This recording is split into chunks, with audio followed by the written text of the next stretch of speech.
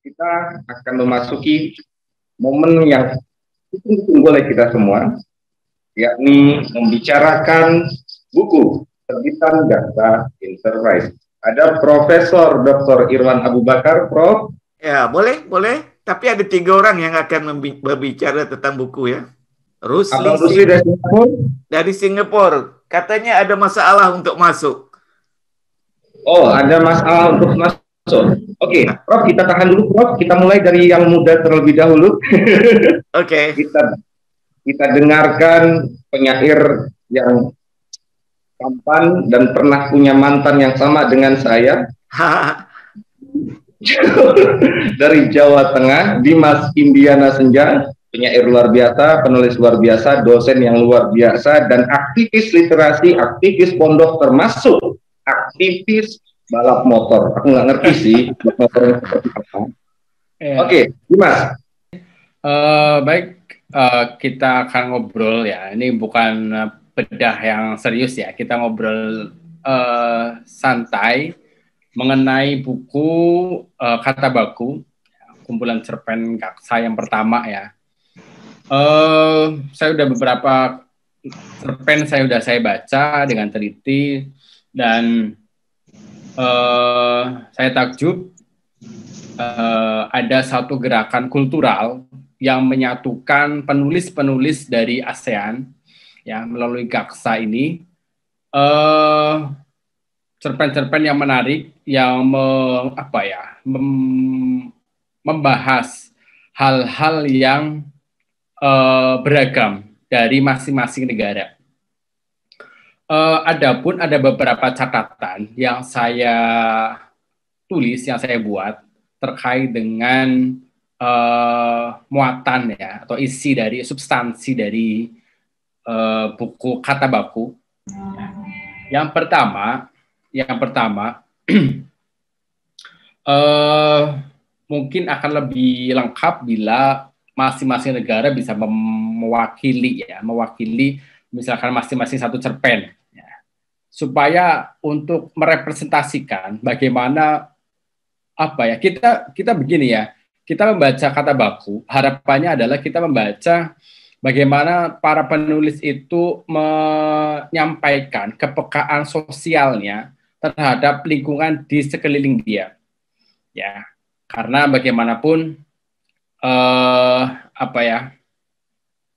sebuah karya sastra, ya, tidak akan lahir dari kekosongan budaya, begitu kira-kira kata Atiu, ya. Artinya cerpen ini tidak mungkin dari bayang-bayang yang tidak jelas. Pasti ada unsur sosiokultural yang melekat. Contohnya di cerpennya Mahroso Dolo dari Thailand ya, Patani ya, selatan Thailand. Dia menangkap satu fenomena bagaimana teror itu terjadi dan itu banyak dialami oleh warga sipil misalkan. Itu menarik sekali ketika misalkan itu disampaikan melalui cerpen. Jadi kalau boleh saya meminjam istilahnya Seno Gumira Aji Dharma, bahwa menulis adalah salah satu cara untuk berbicara kepada orang lain. Dengan Mahroso Dolo menulis cerpen tentang negeri tanpa hati, kita bagi pembaca yang tidak pernah ke Patani misalkan, itu bisa membayangkan konflik batin atau konflik yang lain yang dialami oleh Mahroso Dolo sebagai seorang anggota masyarakat, sebagai penulis yang itu adalah bagian dari masyarakat. Nah, itu keunikan dari Kata Baku. Nah, harapan saya sebenarnya masing-masing itu menuliskan dari pengalaman-pengalaman yang semacam Mahroso Dolo itu, gitu loh. Nah, tetapi di buku ini ada beberapa yang menulis itu double. Misalkan Prof. Irwan itu double, ada Kata Baku dan Pinang. Ada juga Japit Abdul Aziz yang nulis Aib dan Pesuk ya. Nah, ini kemudian jadi double ya. Kalau saya pikir lebih representasi itu cukup satu, masing-masing cerpen, ya, masing-masing cerpenis dari penulis dari masing-masing negara itu menulis cukup satu, tetapi yang benar-benar merepresentasikan apa ya, sesuatu yang menarik gitu loh. Sehingga orang membaca buku Kata Baku itu adalah ia membaca realita yang ditangkap oleh sastrawan, oleh cerpenis di lingkungan negaranya atau di lingkungan kehidupannya gitu. Itu yang sebenarnya menarik ya, yang menarik dari Kata Baku. Harapan saya nanti ke depannya setelah Kata Baku nanti akan ada ini ya, apa Tulah ya, Tulah. Kebetulan saya juga ikut di buku Tulah. Kemudian di buku-buku cerpen Gaksa selanjutnya semestinya harapan saya masing-masing penulis cukup satu cerpen, tapi yang benar-benar representatif kayak gitu. Nah, berarti ini tugas dari kuratorial. Ya, kuratornya Prof. Irwan misalkan nanti lebih selektif dalam menyaring cerpen-cerpen yang masuk ke dalam buku, misalkan begitu. Nah, itu yang saya tangkap ya, dari apa ya, dari buku Kata Baku ini ya. Keberagaman itu yang sebenarnya menarik ya, karena jarang sekali ada lembaga atau ada komunitas yang menyatukan karya-karya dari berbagai negara. Makanya saya sangat hormat sekali, saya sangat bangga sekali kepada Gaksa, kepada komunitas kita yang melalui grup WhatsApp, kemudian itu menjalin komunikasi yang yang masif ya, melalui Sastra Vaganza ASEAN itu. Saya pikir ini satu gerakan kultural yang perlu dilanjutkan bahkan oleh keturunan-keturunan kita kelak gitu ya. Nah, ini selain itu buku Kata Baku ini ya, bahkan kalau bisa setiap tahun Prof Irwan, setiap tahun ada buku seperti ini. Wah, itu keren sekali. Itu keren sekali. Kenapa? Tadi sebuah upaya untuk mencatat perkembangan perkembangan sastra dari masing-masing negara. Yang kedua, kita akan mengetahui sejauh mana persoalan-persoalan sosial, misalkan budaya yang ada di masyarakat itu yang ada di negara orang lain. Jadi, misalkan saya tidak pernah ke Malaysia misalkan, tapi saya tahu bagaimana kondisi Malaysia melalui tulisan-tulisan atau cerpen-cerpen Prof. Irwan. Teman-teman yang tidak pernah ke Jawa Tengah, misalkan ke Indonesia, ke Jawa Tengah, itu misalkan melalui cerpen saya yang ditulah misalkan di buku yang kedua, teman-teman akan tahu betapa Javanese itu ya, bahwa Jawa itu sangat dekat dengan kehidupan mistis misalkan. Itu menarik. Nah, itu harapan saya keberlanjutan dari Kata Baku ya, Prof. Irwan. Saya harap, saya bangga sekali, saya apresiasi sekali atas kehadiran Kata Baku ini, yang kemudian dilanjutkan lagi dengan Tulah, kemudian dilanjutkan lagi dengan buku yang lain, sehingga akan ada kebaruan-kebaruan. Nah, jika selama ini fokus kepada puisi, ya, bahkan kita lihat dari 10 buku yang kita luncurkan malam ini, 8 itu puisi, ya, 2-nya baru cerpen. Nah, bagaimana ke depan itu harus seimbang antara puisi dan cerpen. Misalkan, bahkan kalau bisa esai tentang sastra di masing-masing negara misalkan. Prof. Irwan kemudian menulis tentang perkembangan atau dinamika sastra di Malaysia, misalkan. Terus Rois itu kan misalkan menulis tentang dinamika sastra di Indonesia, bagaimana menulis tentang Narudin, tentang Saud dan sebagainya, itu akan menarik. Nah, kemudian nanti orang-orang Malaysia itu tahu bagaimana dinamika sastra di Indonesia saat ini misalkan, dan itu bisa menjadi kajian studi akademik. Ya, jadi sastra ini menariknya itu. Jadi kita bisa menjadi sumber studi akademik ketika misalkan ada peneliti yang akan meneliti tentang bagaimana pandangan sastrawan dari ASEAN ini tentang sosiokultural yang ada di daerahnya pada tahun 2019 misalkan, pada tahun 2020, pada tahun 2021. Nah, itu nanti yang akan menjadi sumber penelitian adalah buku-buku Gaksa ini. gitu. Itu menariknya di situ. Makanya kata baku ini yang masih ada dua penulis ya, ada satu penulis yang menulis dua misalkan, kedepannya kalau bisa satu penulis satu aja, tapi itu yang paling representatif, yang paling mewakili, yang paling kuat karakteristiknya begitu, sehingga bisa mewakili. Nah, sehingga yang lain untuk mengisi gitu, misalkan begitu. Tapi sejauh ini saya sangat akui keberadaan kata baku ini mengawali spirit menulis dari masing-masing negara untuk menjadi satu antologi. Ya, itu menarik sekali, Prof. Irwan. Itu saya sangat salut sekali dengan buku ini. Oke. Nah, kemudian kaitannya dengan apa ya? Kaitannya dengan di awal itu ada semacam resensi dari Mas Jo ya. Nah, itu saya pikir mungkin lebih baik di belakang aja mungkin ya, kayak semacam ini ya, semacam kata penutup ya, kayaknya nanti itu akan membahas tentang karakteristik cerpen ini misalkan, itu lebih menarik ya, karena di depan nanti jadi kepo ya, jadi apa ya, kalau ini jadi bocoran dulu di depan gitu ya.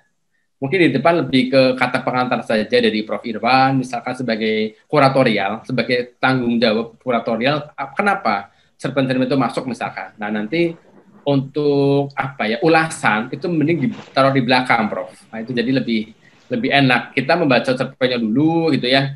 Nah, nanti kemudian baru ulasannya seperti ini. Kalau ulasannya dulu nanti kita seperti didikte. Didikte, nanti ceritanya Mas Rosso akan seperti ini. Udah tahu dari Mas Yo misalkan gitu ya. Jadi udahlah. Tapi kalau cerpennya dulu misalkan itu lebih menarik, saya pikir begitu. Oke, saya pikir itu pengantar kita diskusi tentang kata baku dan kata baku itu sebagai sebuah produk. Kata baku sebagai produk kata baku sebagai produk sastrawan Asia Tenggara ini, ASEAN ini ya, yang masuk di dalam jaringan Extravaganza ASEAN. Ini yang saya pikir menarik. Itu Prof. Irwan, mohon maaf bila saya tidak terlalu mendalami ya, karena baru baca tadi pagi cerpennya, tapi bagus. Saya sangat terima kasih sekali adanya forum ini ya, forum lintas negara yang sangat produktif sekali, progresif ya. Gitu aja Mas Rois Rinaldi ya, nggak usah bahas mantan di sini ya Mas Rois ya, karena kita bahas buku ya, bahaya kan nanti jadi tahu kan nanti mantan saya siapa. Oke, itu pengantar untuk diskusi tentang buku-buku ini ya, buku kata baku dan buku yang lain ya. Ini menarik. Itu Mas Rois. Luar biasa pandangan Dimas Indiana Senja. Dari awal dia sudah mengatakan bagaimana buku terbitan Gaksa yang berkaitan ini adalah kata baku belum mewakili seluruh negara. Di hari depan Dimas berharap bahwa ya semua negara hadir dalam satu buku itu. Kemudian dia juga mengatakan bahwa karya sastra tidak datang dari kekosongan, dia diliputi oleh kebudayaannya. Bagaimana kemudian juga cerpen-cerpen di dalam kata baku menjadi inspirasi bagi Dimas untuk berpikir begini bahwa alangkah lebih baiknya kalau seluruh negara-negara perwakilan ASEAN yang ada dalam buku itu juga menghadirkan kebudayaannya dalam karya sastra, sehingga ada pertukaran kebudayaan. Tidak hanya itu, dia pengen nanti ada antologi esai berkaitan dengan dinamika kesusastraan di masing-masing negara untuk bahan kajian keilmuan baik di lembaga pendidikan ataupun di komunitas-komunitas luar biasa. Dimas, terima kasih, lama nggak ketemu, rasa kangen ngedengerin khotbahmu terobati sekarang. Kita langsung ke Prof. Irwan. Prof. Assalamualaikum warahmatullahi wabarakatuh. Saya ucapkan berbanyak-banyak terima kasih kepada saudara Dimas yang telah menguraikan buku ini. Barangkali saya lihat pada aspek lain, sebab apa yang disebut oleh saudara Dimas itu semuanya betul. Saudara itu apa Mas Dimas. Itu semuanya betul dan menarik. Bagi saya salah satu perkara yang paling menarik membaca buku ini, di samping melihat latar yang berbeza, penulis dari Indonesia, Brunei, Thailand, menulis latar masing-masing, membuat kita tertarik. Tapi apa yang saya lebih tertarik ialah membaca bahasa yang ditulis oleh penulis dari negara-negara berlainan. Itu salah satu tujuan kami menghasilkan buku itu, bagaimana kami boleh mengintegrasikan bahasa yang dituturkan dan bahasa yang ditulis oleh penulis dari luar negara. Sekarang, barangkali kalau kita banyakkan buku seperti Kata Baku ini yang ditulis oleh penulis dari 5 negara ASEAN, kita mungkin dapat mewujudkan satu bahasa yang kita namai bahasa ASEAN, yang mungkin pemerintah-pemerintah sendiri tidak dapat melahirkan. Jadi, kalau kita biasa baca-baca buku Gaksa, nanti kita akan biasa dengan ekspresi orang Malaysia, ekspresi orang Indonesia dan sebagainya, sebab kami tak ubah kecuali 1 atau 2 perkataan yang lain sekali maknanya antara negara-negara. So, itu saya rasa salah satu faedah yang sangat menarik. Dalam buku ini, kita juga melihat budaya negara masing-masing diserlahkan melalui cerpen, tetapi di Indonesia dipanggil cerpen juga ya, cerita pendek. Ya, cerpen. Tetapi kalau saudara lihat cerpen yang pertama dan cerpen yang terakhir dalam buku ini suatu gambaran lain ya. Cerpen yang pertama, saudara Akarim menulis tentang seorang Melayu yang duduk di England, di United Kingdom dan duduk di Amerika. Ini suatu pandangan yang luas ya, bagaimana suatu keluarga Melayu boleh hidup, bergerak dalam gerakan Islam di negara yang begitu asing. Itu bagi saya suatu yang menarik. Kebetulan cerpen yang terakhir yang ditulis oleh Suzana Jumadil juga menceritakan latar yang berlainan, yaitu seorang ibu pergi ke Mekah dan anaknya hilang selama 10 tahun, dan tiap-tiap tahun ibu itu akan ke Mekah untuk mencari anaknya.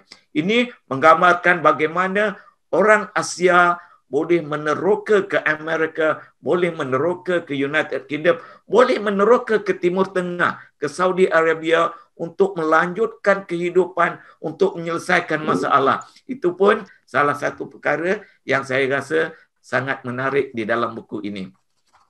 Dan saya rasa cerita-ceritanya amat menarik. Saya baca cerita-cerita yang dibawa oleh penulis-penulis Malaysia, penulis-penulis Indonesia, sangat menarik. Katanya kalau ada masa, saya boleh ambil satu cerita, katakanlah cerita dari Indonesia lah. Ini ditulis oleh saudara Mirza M. Sastromojo, Perempuan-perempuan di Perpustakaan. Ini cerita yang ditulis oleh anak muda tentang cerita biasa. Dia bawa kita masuk ke library, dia kata ada 4 orang perempuan dan cerita siapa perempuan ni macam mana. Suatu cerita yang biasa, tetapi suatu suasana yang boleh menarik pembaca dari semua negara. Walaupun dia bercerita tentang sebuah perpustakaan di Indonesia, 4 orang gadis Indonesia dan sebagainya, tapi cerita-cerita macam ini sangat menarik, dan saya rasa apabila kita rajin membaca cerpen-cerpen dari pelbagai negara ini, kita akan merasa diri kita sekarang sudah menjadi rakyat ASEAN dan bukan lagi rakyat Malaysia atau Indonesia atau Brunei dan sebagainya. Sebab bahasanya kita tidak akan ubah kecuali 1-2 perkataan yang sensitif. Jadi kita akan membaca suatu bahasa yang saya harap akan menjadi bahasa ASEAN, di mana satu hari nanti orang-orang dari 5 negara ini akan berkongsi satu bahasa seperti yang kita lakukan pada hari ini. Itu saja yang nak saya sampaikan. Tetapi kalau kita lihat pada buku ini, cerita-ceritanya memang menarik. Sayangnya saya baru dapat message dari saudara Karim dan saudara Rosli, dua orang penulis, seorang Malaysia, seorang Singapura. Mereka cuba masuk tetapi tak dapat masuk di sini. Tapi alhamdulillah tak apa. Cerita-cerita yang mereka bawa adalah menarik dan boleh kita baca dari sini. Ya. Itu saja. Dan kita juga ada satu cerpen seperti yang disebutkan oleh Dimas, cerpen dari Mahroso Dollah, iaitu dari Thailand. Saya berharap pada satu hari nanti, pada tahun-tahun yang berikut, kita akan dapat menghasilkan lebih banyak buku-buku seperti ini. Dan lebih menarik kalau kita boleh dapat seorang penulis Indonesia menulis tentang Malaysia. Dia mari ke Malaysia, dia bergaul dengan orang Malaysia. Atau sewaktu saya pergi ke Banten, saya balik Malaysia dan saya tulis cerita tentang orang Banten. Apa baiknya, apa tak baiknya, apa yang saya suka, apa yang saya tak suka. Ini pun akan menimbulkan interaksi yang bagus. Jadi pada masa akan datang, barangkali orang-orang Indonesia datang ke Malaysia dan menulis cerpen dari kacamatanya, tetapi menceritakan tentang apa yang berlaku di Malaysia. Benda-benda seperti ini payah untuk dilakukan oleh orang lain, tetapi badan seperti kita, GAKSA, Gabungan Komunitas Sastra ASEAN, merupakan satu badan yang mampu menghasilkan karya-karya dari standard yang sedemikian. Itu saja buat masa ini. Terima kasih. Terima kasih, pengurusi. Waalaikumsalam warahmatullahi wabarakatuh. Terima kasih, sebuah pemaparan yang luar biasa mengenai bagaimana buku itu ditulis. Kalau Dimas tadi mengatakan bagaimana orang Indonesia bisa menghadirkan keindonesiaannya kepada ASEAN, Prof. Irwan berpikir begini, bahwa orang Indonesia menulis Malaysia, orang Malaysia menulis tentang Indonesia, sebagaimana sebuah bab dalam novel 17 yang berjudul Drone.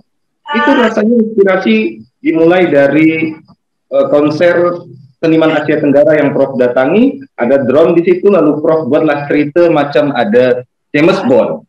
So ada konspirasi dunia menarik. Termasuk juga pembahasan yang senantiasa disampaikan oleh Prof Irwan tentang bahasa ASEAN. Ini lambat laun Prof akan juga berpikir tentang kita membangun negara ASEAN. Ini satu isu yang menarik walaupun agak sensitif, tetapi di kalangan sastra saya pikir ini tak sensitif lah. Kita orang-orang yang terbiasa juga. Itu boleh berlaku dengan lebih mudah kalau anak-anak muda kita dari Indonesia mengambil isteri atau suami dari Malaysia dan orang-orang Malaysia mengambil suami atau isteri dari Indonesia. Itu sangat bagus saya rasa. Barangkali saya boleh cari seorang isteri lagi dari Indonesia. Rois mau nambah, Rois mau nyari istri dari Malaysia. Boleh Rois, boleh. Dimohon untuk tetap di tempat.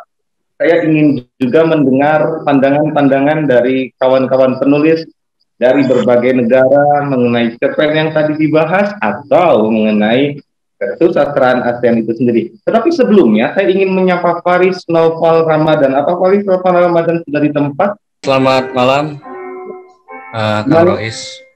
Om Faris sehat? Sehat, alhamdulillah. Hari ini salah satu pengurus Jaksa di Banten, mari kita dengarkan pembacaan puisinya. Berjudul Di Lahan Persengketaan.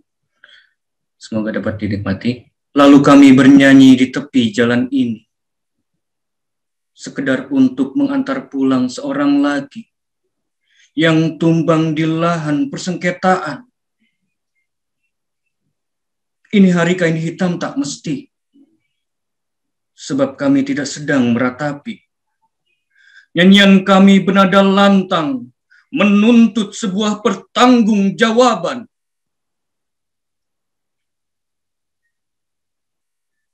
Kami menagih rasa malu pada seorang yang kemarin waktu datang dengan tangan berpangku.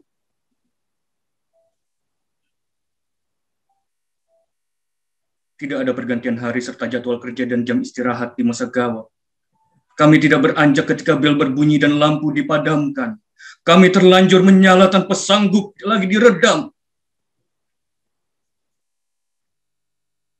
Telah kami persiapkan segenap jiwa pula nurani.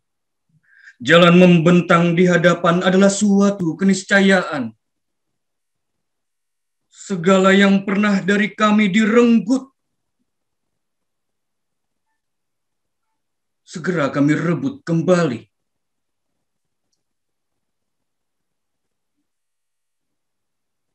Di lahan persengketaan, kami adalah badai, kami adalah petir, kami bertaruh martabat leluhur, kami bertaruh nasib anak cucu, kami pasukan yang siap menerjang kapan saja.